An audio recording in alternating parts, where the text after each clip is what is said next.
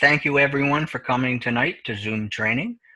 Right now I'm going to share my screen, and what I'm going to bring up is the actual website for Zoom, and we're going to review settings. Does everybody see my screen? Yep. Yes. Perfect. All right, so what I'm going to go through here, some of the lessons I learned with setting up your Zoom account. And the website is zoom.us/account/settings, and you can get to it by going off to the side as well. And I will give you pros and cons to different things, and I will let you decide on your own how you want those settings. Is that fair to you guys? Yes. All right. Sounds great. So I always like the first setting, schedule a meeting. I always like to have the host and the participants video on, because when you join a meeting, you want, if they come on and all they see is blackness and they can't see anything, it's going to confuse people, especially if it's their first time in Zoom. So you want them to have that instant response that they're connecting, and by doing that, the host video is on, i.e. mine, and the participants video is on when you join. Does that make sense? Yeah. For audio type, I have telephone and computer audio. That way they can do exactly what you've done by joining with iPhone and everything else. It works perfectly. And I set that people can join before the host in a meeting. That is an option that you can decide whether you want on or off. Now, what that is, say, for example, tonight for 7 o'clock, we set up the meeting, and for some reason I wasn't here until 1 minute to 7. You guys could have potentially all been there waiting for me with this setting. That's why I like it. And I'm only going to talk about the ones that I have on as opposed to the ones that I have off. Embed password into meeting link for one-click join. On the meeting invitation, there is a link that says Zoom/US/J, and then there's a number behind it. That is the meeting link. And what that meeting link does, it enables someone who doesn't have Zoom, when they click it, it will download Zoom, and it should start the meeting. It does not require a password with that one-click join. Does that make sense? It's the easiest for people to join with, and I find that it's a lot less confusing for them. I do like to mute participants upon entry, though. If I do have someone who's late coming into a meeting and they have background noise, it's not going to interrupt the meeting. And they can unmute on their own as well. I set meeting reminders. It goes into my calendar. That way I can keep my old brain straight on what I'm doing. I enable chat, and I enable private chat. And I'll explain those at the very end when we get onto the screen out of the share on how those work. It works very well. I also enable file transfers. I have polling set up, and polling is interesting because if you're all in the main room, you can set up polls that say who is the best speaker of the night, and you can list the names and people poll, and you get an automatic response back. Some people just do that in chat. The option of using a poll is also there. And I have it on so that I can start a poll anytime I want in a meeting, provided I'm in the main room. Polls do not work in breakout rooms. Lloyd and I tried. Screen sharing. I have it on, and I allow all participants to screen share. Why I think that's important and why I would recommend you do that is, say the 5 of us were holding a meeting right now and Rodney wanted to show us something off of his system as part of a speech. If I didn't have it enabled that all participants can share, he wouldn't be able to do it. Now, as the host on the next one, I'm the only one who can start sharing when someone else is sharing. Otherwise, I don't want participants overcutting each other because they think they've got a better widget. Annotation is interesting. Annotation is simply giving me the ability to doodle on my shared screen. Can you all see that green doodle? Oh, that's wonderful. Yes. You're a Yes. real It artist. should be blue and gold for the bombers. And then you can clear it. But just so you know what that is, and I'll close that window. Until you close the window there, you're not completely out of it. That's annotation. So if you want to circle something during your presentation or highlight something, it allows you to do that, very much like a nice whiteboarding presentation in a business meeting. All right, advanced things in the meeting. I talked about breakout rooms. I turn them on, and I allow the host to assign participants to breakout rooms when scheduling. On Wednesday nights, I have 2 clubs that want to meet at the same time. I'm hosting both of them. I make 2 breakout rooms, one called Selkirk Toastmasters, the other one called Vital Words Toastmasters. When they come into the main room, I assign them to a breakout room. Now, why I like to do that instead of leaving people in the main room is I can be in my meeting and I can tell when somebody late joins, because at the very bottom, there's a thing that pops up and says you have 1 person in the main room. And I know that that person's unassigned, and I just go back to the main room and I can assign them. This is real handy. We've done this with club officer training. We put VPEs in a certain room, presidents in another room. We do this at district council meetings with the divisions and the area directors so that they can talk to their people prior to the district council meeting itself. It's very handy. And if you have this enabled, you may not have set up a breakout room prior to the meeting, but you can set it up during the meeting if you choose. So it's quite handy. Does everybody understand that? Yep. All right, virtual backgrounds, I allow people to do that. It's basically allowing you to change what your background is. You can put a picture in behind you. It works great with a green screen. I will show you how that works when we actually get out of the share back into the application itself. Peer-to-peer when there's only 2 of us. Yeah, okay, I was told to turn that on. I don't really see there only being 2 of us unless we're talking about something. All right. Where am I at here? Portion. Hang on a second. I got to scroll back up. Email notifications. Yes, I like to turn on email notifications again because I want to know. The first week that I had Zoom, I hosted 11 meetings in 5 days. The only way that I could keep all of that straight was to put it in my calendar. And the nice thing is I have it set up when attendees join a meeting before host, it tells me you have someone waiting in your meeting. It's quite handy. If I've canceled a meeting, it tells me. That is a personal preference. If you're only running 1 meeting a week or 2 meetings a week, you may not need any of that. I just find it helpful because I've been asked as a division director to run several in a week.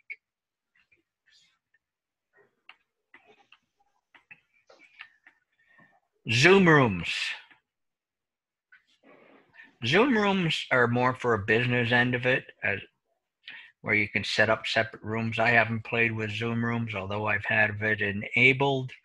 As the host, I'm the only one who can do anything with it anyways, but I think it's more when you're on the networked side of it with a business as opposed to the way that we're currently doing it. Does that all make sense?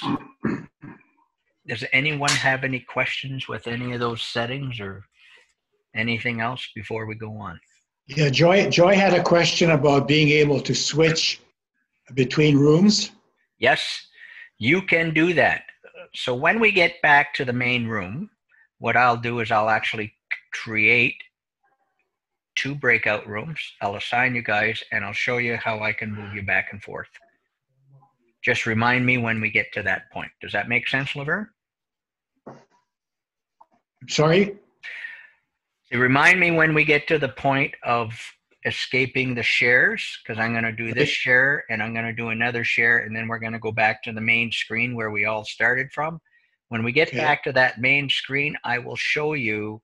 I'll physically create breakout rooms. I'll assign you to them, and I'll move you guys around just so that you see how it's done. Does that make sense?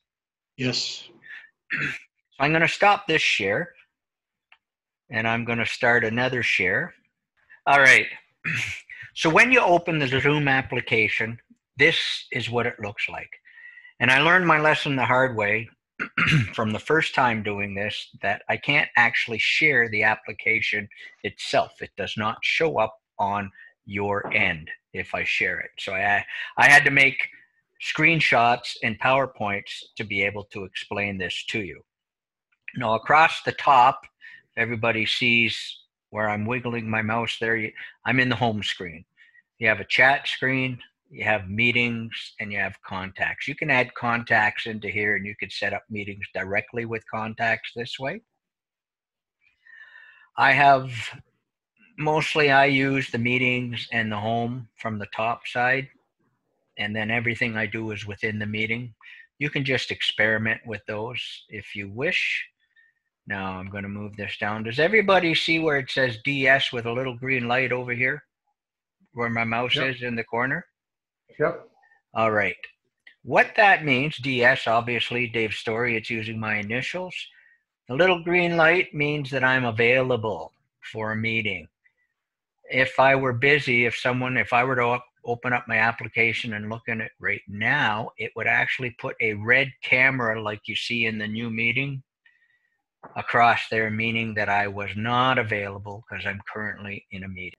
4 buttons on the main screen. You can create a new meeting, and that is an instant meeting right now. That's what that new meeting is. So I want to create a meeting. It's not a scheduled meeting in the future.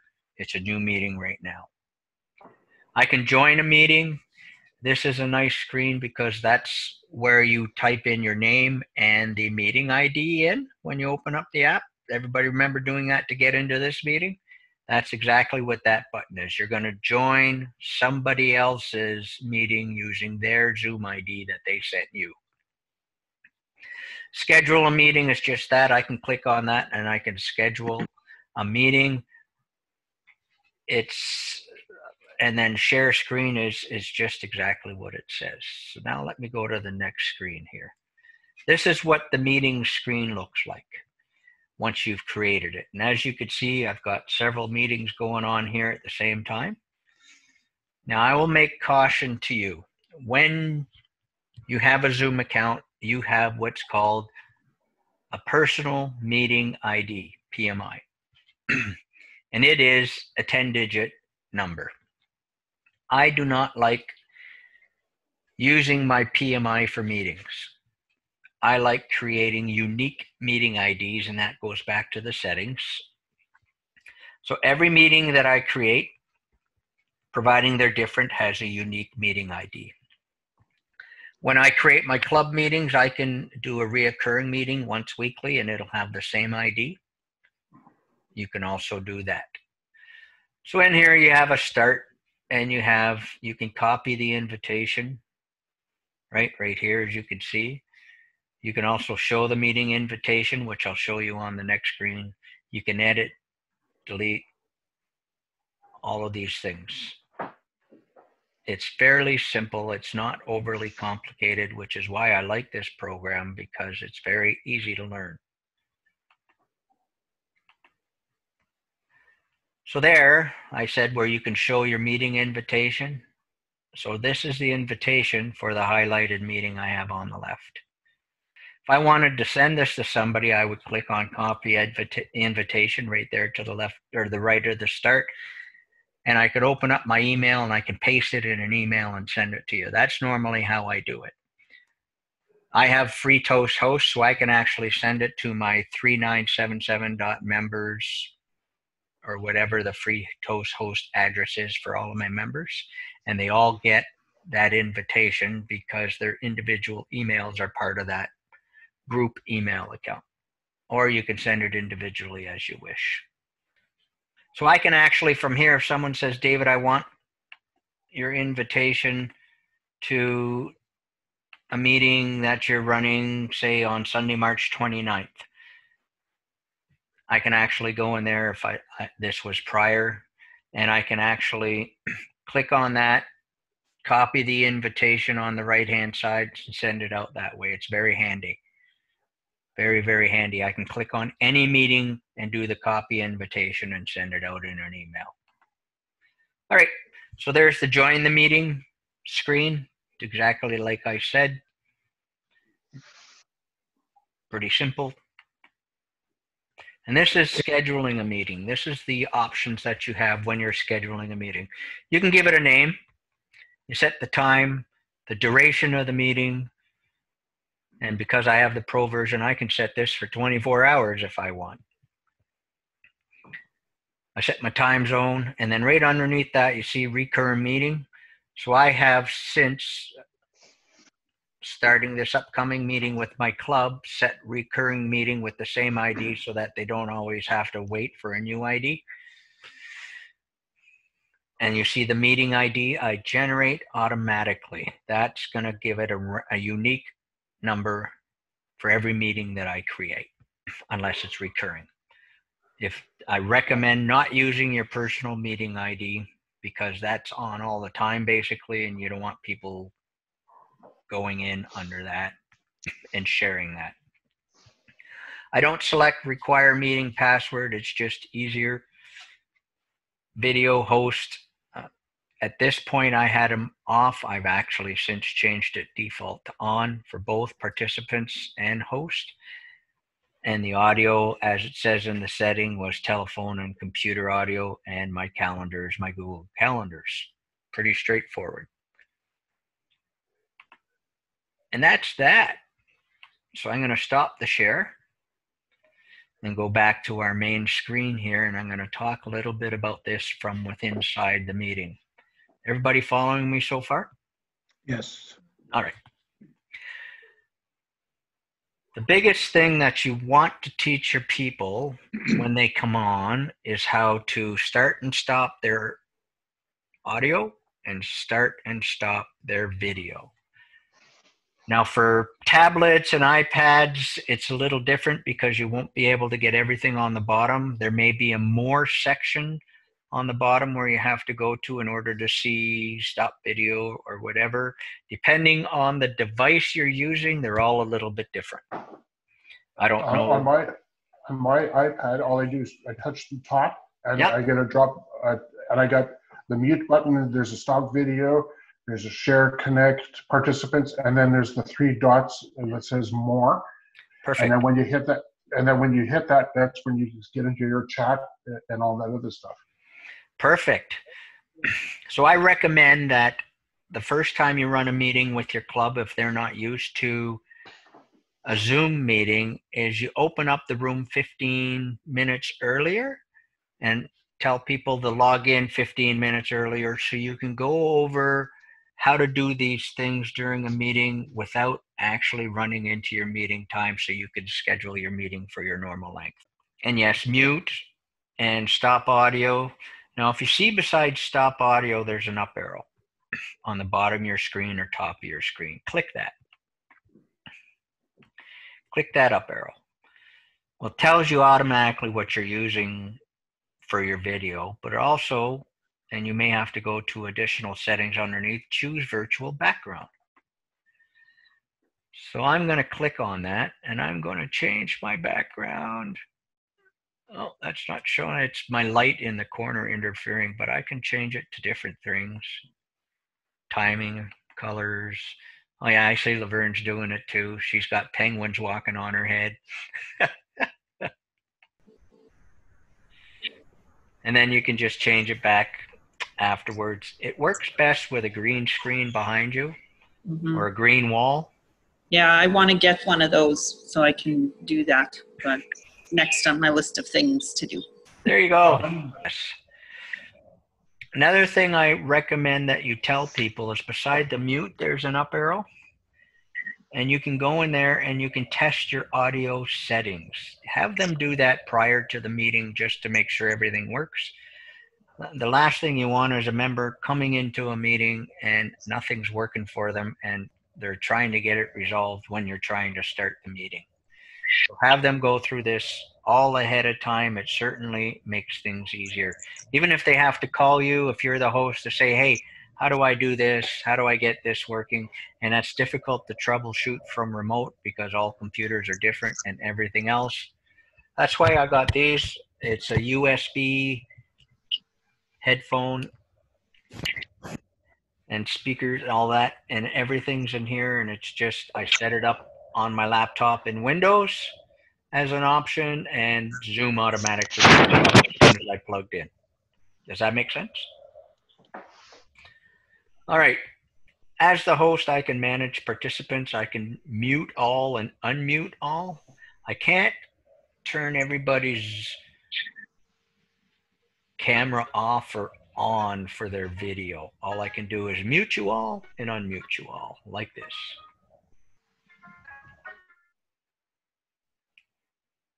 And as such, fairly simple. Now, as I said, one of the things that when you're running a meeting, remind people, if you're not the speaker, mute your audio. I mean, I have dogs here in the house, and sometimes they like to let me know that, Dad, you're not paying attention to me. And they let me know quite loudly, and that's the last thing I want in a meeting, right? So I can mute myself if I'm not the main speaker. In here, I talked about chat. So let's go to chat. Everybody click on your chat. If you're on a tablet, you're going to have to go through another menu to get to your chat, as you said earlier, Rodney. So you click on that, and you notice on the bottom it says to everyone, and there's a little button beside that. So right now, everyone, obviously, all 5 of us are going to get it. However, if I just want to talk to one person, I hit that button, and I can choose the person I want to talk to, and that becomes a private message. Does that make sense? But I can go and click on everyone anytime I want, or any individual, and I can have a private conversation with Rodney if I wanted, whatever the case may be. A lot of clubs just use this because it's simple. Some of them are voting on speakers of the night or spark plug or whatever they have. Yes, I got that. iPhone to me privately. Hello, got it. And they send me a private message with who the person is in the meeting that they feel won that award. And then we announce it at the end of the meeting. So that works easy for people. So I allow people to do that because it incorporates into the meeting quite well. Now I can also set up a poll. I talked about that earlier. I'm doing that right now. So what happens when it says add a poll is it kicks me to the website. Sorry, it's just iPhone. And I'm just going to set up a simple poll right here. And I'm going to save it. Now watch this. I'm going to launch the poll. And you guys should have something popped up on your screen where you can answer. I see 2 people have voted. 3 people have voted. And then once I know everybody's voted, I can end the polling. And I can save that to whatever. And then I can do this. Watch this. I can share the results with everybody. Now, if you want to set up polling as a nice way, if you're a small club, to decide speakers, best awards for anything, you can also do it as a poll instead of as a chat. I'm just letting you know that the option is there, and that's how you do it. I can actually relaunch the poll if I want. That's the option as a host. Now, I believe only the host can create the poll. The caveat is polls only work in the main room. Polls do not work in breakout rooms. I So did. now that we're talking about breakout rooms, I'm going to set up a breakout room. I'm going to assign 4 participants to 2 rooms. I'm going to manually move you, and I'm going to create rooms.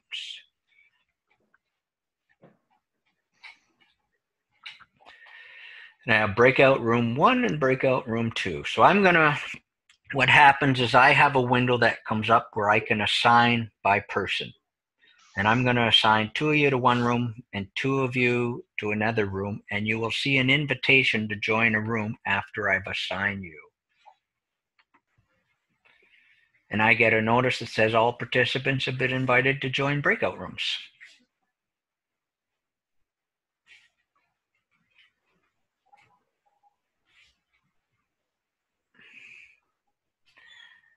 Rodney, did you get the invitation? Nope. I just the last thing I have is the poll results. All right. I'm going to move you. No, you're in breakout. You should see something coming up soon. There you go.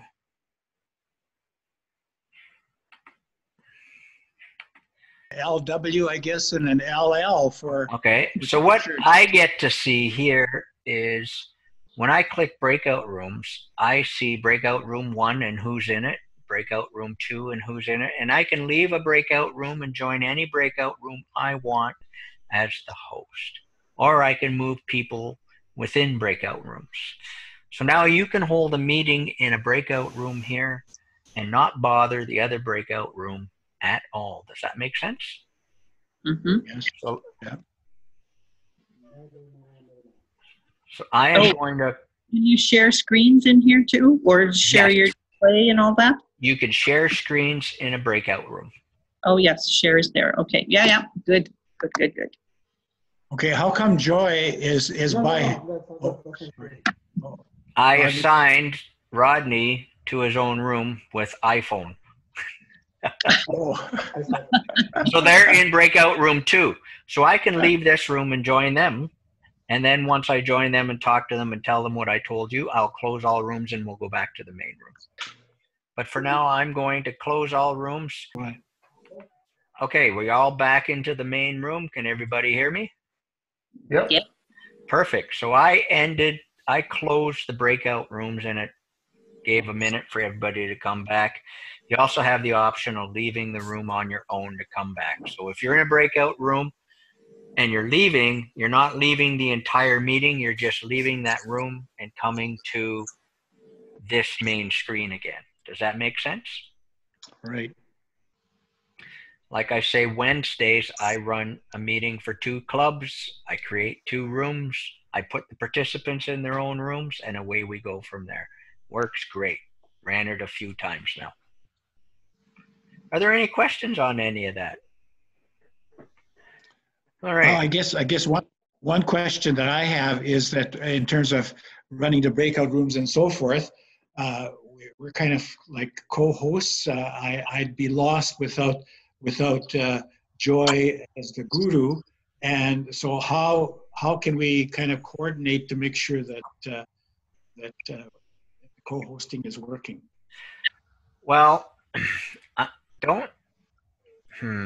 co-host is a very deceiving term. With this license that we all have at $20, only one person can be the host at any given time.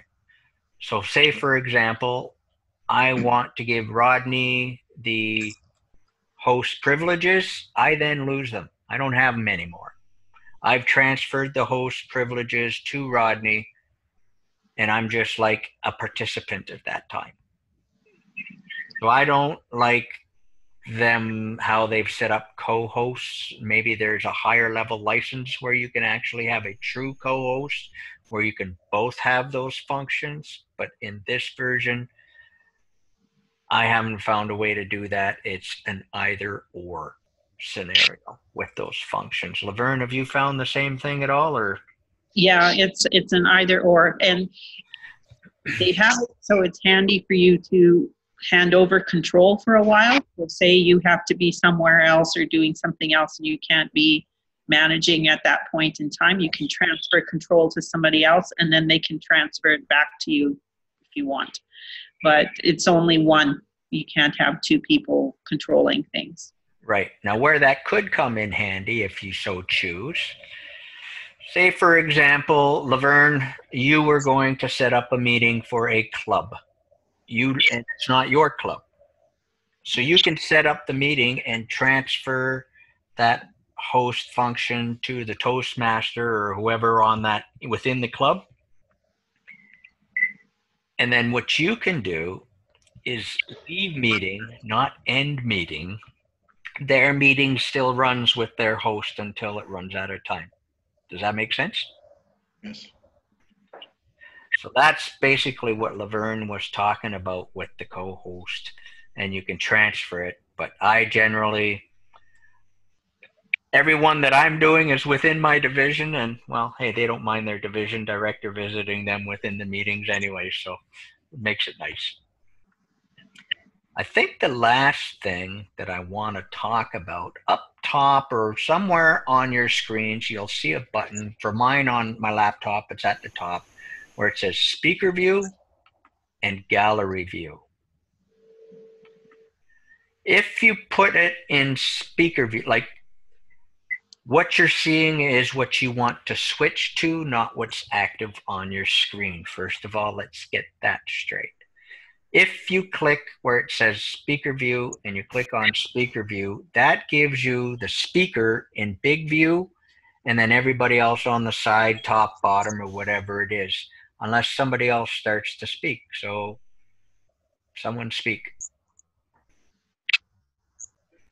Someone speak there. Hello. Speaking. Can you hear me speaking? I'm speaking. Am I big on your screen? Yes. So this is good if you want to really watch your speakers, but I warn you, everybody else must be muted because the slightest sound will kick between the speaker and this person, and you're constantly going to have that video flashing back and forth, and it's going to be distracting. I like gallery view, and I click on that, and I can see everybody on the screen. Now, why that's important is if you have several members, you want them all to see the person doing this with timings. If you're the speaker and you have the other view where it's big as the speaker, you may not see the timer on the side or the bottom. I like it this way where everybody can see everybody. Depending on the device you have, that's a personal option. But if you're simply using these for timing lights, you want your speaker to see your timer. That's the big point I'm trying to make. And that, I think, goes through all of the information that I really wanted to cover as far as showing you. And I'm going to open up the floor to questions or suggestions from here.